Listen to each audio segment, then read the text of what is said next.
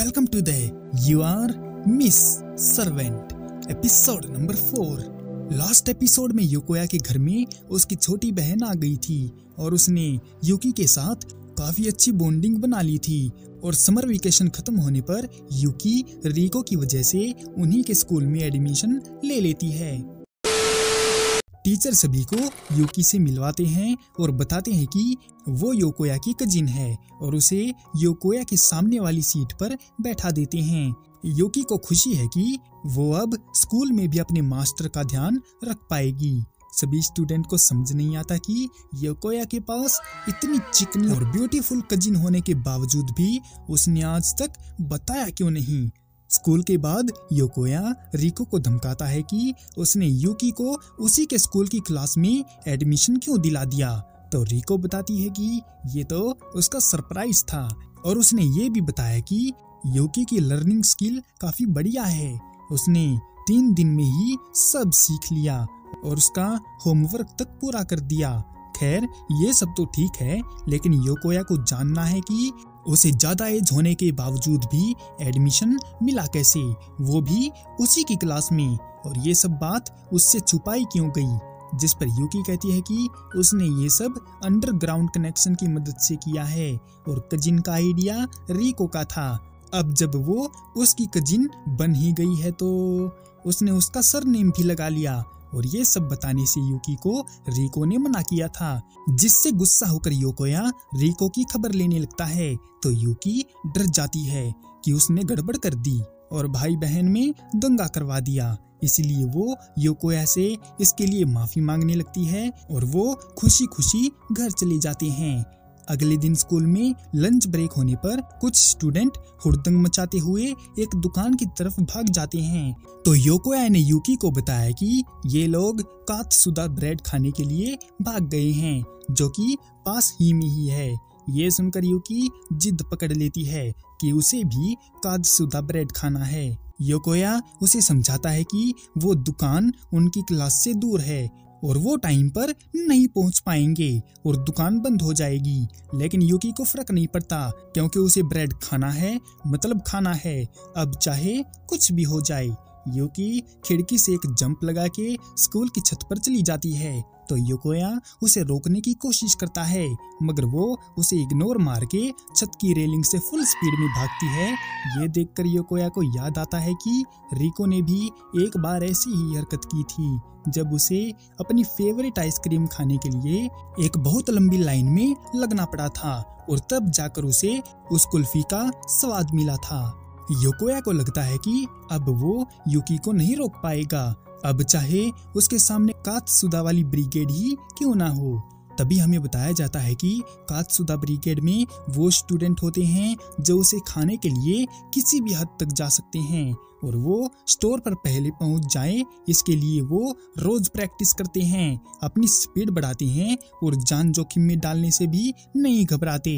योकोया को डर है कि युकी उस ब्रिगेड से टकरा जाएगी, लेकिन युकी तो रैली से भागते हुए सीधा स्टोर के सामने जंप लगाती है और अपने आप को शांत करके शरीफ लहजे में अंदर जाती है और कात्सुदा ब्रेड मांगती है और उसे वो मिल भी जाता है। लेकिन फिर भी वो दुखी है, क्योंकि स्टोर वालों ने उसे बस एक ही ब्रेड दिया है।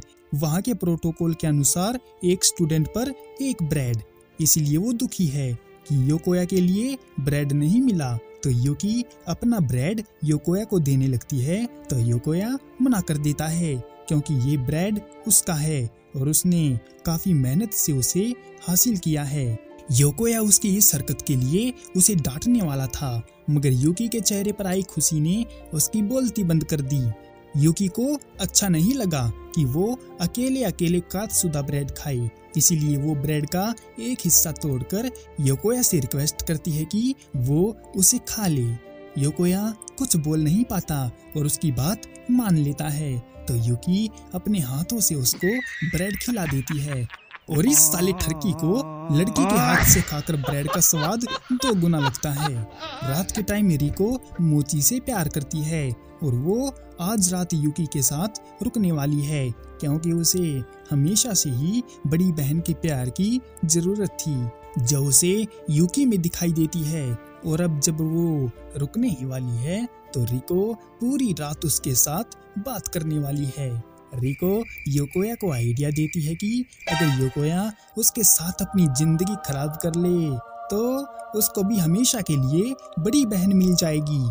खैर वो सब तो देखा जाएगा, लेकिन योकोया समझा नहीं कि यूकी ने उसे गोद में क्यों उठाया है। तो रिको कहती है कि ऐसा इसीलिए क्योंकि योकोया उसका वजन नहीं संभाल पाएगा।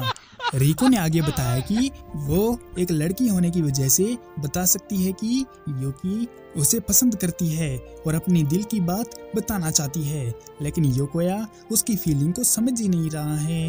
रिको गारंटी देती है कि उनकी शादी के लिए माँ तो मान जाएगी, लेकिन पापा के बारे में वो कुछ नहीं कह सकती। दोनों भाई बहन ये बात कर ही रहे थे कि यूकी आकर उनकी बात सुन लेती है और उसके कुछ पूछने से पहले ही रिको उसे उसकी भाभी बनने का प्रपोजल दे डालती है और कंफर्म करती है कि क्या वो भी योकोया को पसंद करती है। तो यूकी हाँ बोल देती है कि उसे योकोया बहुत पसंद है। ये सुनकर योकोया शर्म के मारे पानी पानी हो जाता है। इसके बाद वो तीनों मिलकर सुहानी रात में तारों को निहार रहे थे। तो रिको यूकी से उसकी सुंदरता का राज पूछती है। तो यूकी बताती है कि उसे मेकअप करना बिल्कुल पसंद नहीं है, बस दिन के टाइम वो थोड़ा टचअप जरूर कर लेती है। और रही बात उसके सुंदर दिखने की, तो वो है कात्सुदा सॉस। और यूकी रिको को उसे ट्राई करने को बोलती है और उसे यकीन है कि रिको भी काफी सुंदर दिखने लगेगी। हालांकि वो बात अलग है कि यूकी के लिए वो हमेशा ही सुंदर रहेगी। उनका प्यार देखकर योकोया को लगता है कि वो दोनों सच में सगी बहन हैं और ये सब रिको की वजह से ही हुआ है, क्योंकि वो बहुत ही जल्दी लोगों से घुल मिल जाती है। वो लोग बातें कर ही रहे थे कि तभी पास वाली झाड़ियों में से एक बिल्ली जैसी आंखें उन्हें घूरे जा रही थी। अगली सुबह स्कूल में जब टीचर बिल्ली के ऊपर लेक्चर दे रहे थे तो योकोया काफी थकान महसूस करता है, क्योंकि रिको ने उसे चैन से रहने ही नहीं दिया था, जिसके रिजल्ट में योकोया को स्कूल में नींद आ रही है और टीचर उसको पकड़ लेते हैं और जगाने के लिए उस पर चौक फेंक कर मारते हैं। लेकिन रास्ते में ही यूकी उसे बिजली की रफ्तार से बीच में से काट देती है, जिससे वो जाकर योकोया की आंखों में घुस जाता है। सब लोग हैरान है कि चौक के 2 टुकड़े कैसे हो गए। योकोया दवाई लगवाने के लिए मेडिकल रूम में जाता है, जहाँ पर उसे कोई और ही नर्स बैठी दिखाई देती है, जिसका नाम नित्या है। मुझसे पूछो तो ये नर्स कम और दिया खलीफा ज्यादा लग रही है। नित्या योकोया को बेड पर बैठा देती है ताकि उसकी अच्छे से जांच पड़ताल कर सके। नित्या जानना चाहती है कि वो लड़की कौन है जो योकोया के साथ रहती है। क्या वो उसकी गर्लफ्रेंड है, क्योंकि उसने सुबह आते टाइम उन्हें साथ में देखा था। जिस पर योकोया बताता है कि वो उसकी कजिन है, लेकिन नित्या को यकीन नहीं होता कि वो लड़की सच में उसकी कजिन है। और तो और उसे योकोया अपने टाइप का लगता है और उसमें नित्या को एक जानवर दिखाई देता है जो किसी भी वक्त टोनी सीन्स बनकर उस पर टूट पड़ेगा। फिर नित्या उठती है और दरवाजा बंद कर लेती है और कहती है कि उसे योकोया को एक स्पेशल ट्रीटमेंट देना है। योकोया डरकर बेड पर गिर जाता है और नित्या पास आकर अपना कोट उतार देती है। शायद मैडम के अंदर ज्वालामुखी फटने ही वाला है। वो जल्दी से योकोया के ऊपर कूद पड़ती है और उसे बिल्कुल शांत रहने को बोलती है और उसे छेड़ने लगती है।